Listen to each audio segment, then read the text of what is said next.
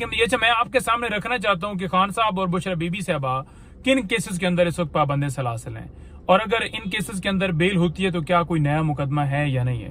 देखिए, सबसे पहले मैं आपको बताऊं कि खान साहब के ऊपर जो केसेस हैं जिनमें इस वक्त वो पाबंद सलासिल हैं, वो दो तरह के हैं। एक है तोशा खाना, जो पार्ट 4 स्टार्ट किया गया, नई घड़ियां निकल आई और जिसमें गिरफ्तारी जो है वो गैर कानूनी तरीके से डाली गई। जैसे 9 मई को खान साहब को अगवा किया गया था और उस वक्त इसी तरह से किया गया था।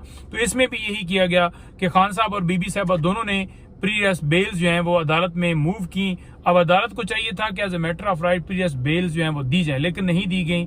और साथ जो तोशा खाना केस के अंदर नोटिस दिए गए थे खान साहब और बीबी साहबा को, उनको भी हालांकि चैलेंज किया गया था इस्लामाबाद हाई कोर्ट में, जहां पर चीफ जस्टिस आमर फारूक साहब वो केस सुन सकते थे, लेकिन 5 दफा लगने के बाद भी वो ना सुना गया। कभी बेंच अवेलेबल नहीं है, कभी जज अवेलेबल नहीं है।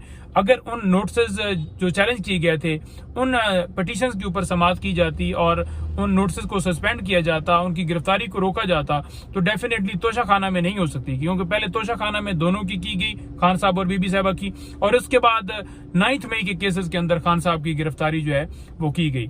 अच्छा, मैं बड़ा क्लियर हो गया कि एक खान साहब के ऊपर तोशा खाना केस के अंदर गिरफ्तारी है और बाकी जो 9 मई के केसेस हैं उनमें गिरफ्तारी डाली गई है। इसी तरह बुशरा बीबी साहबा जो है वो इस वक्त सिर्फ और सिर्फ तोशा खाना केस के अंदर उनकी गिरफ्तारी डाली हुई है।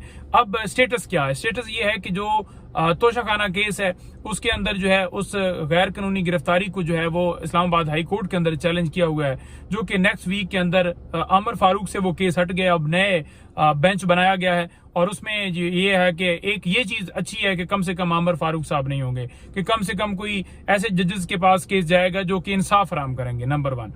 तो वो गिरफ्तारी को चैलेंज किया गया है। उसमें बेल इसलिए नहीं मूव की गई क्योंकि अभी वो रिमांड चल रहा है, क्योंकि ये 11 रोजा रिमांड मजीद दिया गया था और जो 11 दिन ये मिलाकर पीछे 25 दिन का मिलाकर तो ये कोई बनता है 36 दिन का जो रिमांड मुकम्मल होगा।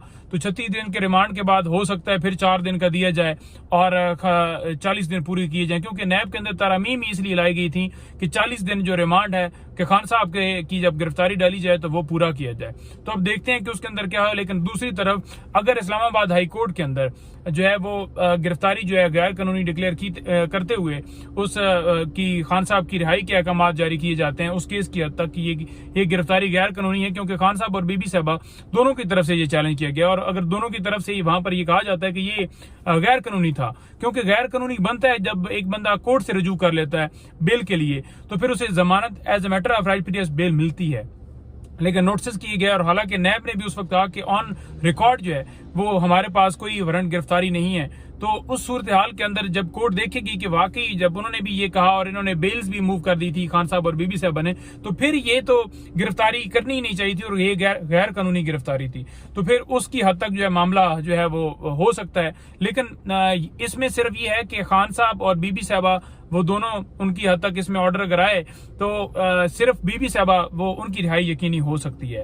हाँ, ये ना हो कि एक नया मुकदमा बनाकर, क्योंकि इनसे तो कोई अच्छे की उम्मीद नहीं है ना कि एक मुकदमे में बरी होता है बंदा तो नए में उठा लेते हैं। किसी सूरत भी आपने ये यकीन नहीं करना कि कोई अच्छे की उम्मीद है इनसे।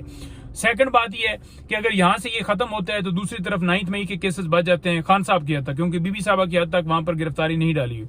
तो 9 मई के जो केसेस हैं उनमें बेल्स जो हैं वो इस वक्त दायर हो चुकी हैं। तो अब देखते हैं कि उसके अंदर अदालत कितना जल्दी फैसला देती है। तो उसमें नोटिस हुए थे और अदालत अगर उसमें फैसला जल्दी दे देती है, हफ्ते में आ जाता है या 8-10 दिन में आ जाता है या 12 दिन में आ जाता है, तो फिर अगर बेल्स कंफर्म हो जाती हैं तो फिर ऑन रिकॉर्ड इस वक्त ऐसा कोई सामने मामला नहीं है कि नया कोई वो एक 3 MPU के तहत या कोई इस तरह की चीज कर लें। ऑन रिकॉर्ड ऐसी कोई चीज नहीं है जिससे वो कहें कि जनाब ये गिरफ्तारी जो है इसमें हम डाल रहे हैं, क्योंकि जितने केसेस प्रेजेंट चल रहे हैं उनकी मैंने आपको तफसीलात बता दी कि इनमें गिरफ्तारी डाली गई है। हाँ, छुपा के कोई ऐसा रखा हुआ हो या कोई इंक्वायरी या कोई मामला, उसके लिए ये है कि एक तरीकाकार है कि हाई कोर्ट में पिटीशंस दायर की जाएं। तो उस हवाले से जो है वो हमारी कार्रवाई जो है वो जारी है। आपने देखा होगा कि बुशरा बीबी साहबा के मुकदमात की जो तफसीलात आई तो उसमें 12 नए मुकदमात जो है आपके सामने है, जिसमें 9 मई के केसेस थे 11 और एक और केस था।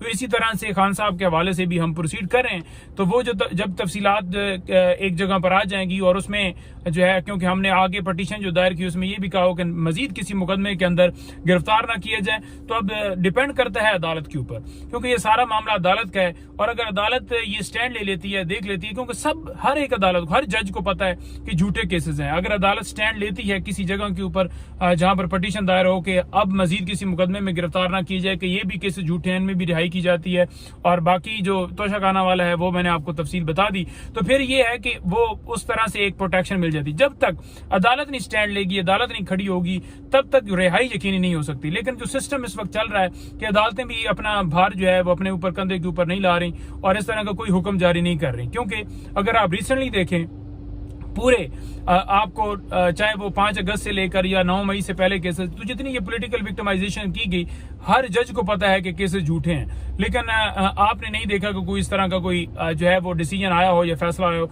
अगर फैसला इस तरह का आता है तो यकीनन उसके अंदर जो है वो अदालत के पास जवाबदीद है कि वो एक ऐसी पावर इस्तेमाल करे कि मजीद नहीं करना, जैसे 9 मई को किया गया था और फिर प्रोटेक्शन मिले, उसके अलावा नहीं है। लेकिन जो सिस्टम है आपके सामने है कि मैं किसी सूरत भी आपको, वो होता है ना कि गलत भरोसा दिलवाना कि जनाब नहीं खान साहब आ रहे हैं, वो आ रहे हैं, निकल रहे हैं। देखें, एक लीगल फाइट है जो कि जारी है और वो हम कर रहे हैं, रात दिन कर रहे हैं। पॉलिटिकल भी फाइट है जो वो भी जारी है, जलसे भी हो रहे हैं, जुलूस भी हो रहे हैं, रैलियां भी निकल रही हैं। अभी 13 अगस्त को शाम को भी है, फिर जलसा इस्लामाबाद के अंदर 22 के लिए भी अगर वो सारा मामला तय होता है। इसी तरह से लाहौर के अंदर जो है पटिशन मूव की है। तो ये सारी सूरत हाल भी जारी है। ये ज्यादा केसेस जो हैं वो लीगल नहीं है, ये ज्यादा पॉलिटिकल मामला है। तो पॉलिटिकल तरीके से इन्हें हल करना है। लेकिन यहाँ पर मैं ये जरूर कहूंगा कि अदालतों को चाहिए कि वो अपने कंधों पर जिम्मेदारी लें और मुल्क के अंदर इंसाफ फराहम करें। बहुत शुक्रिया।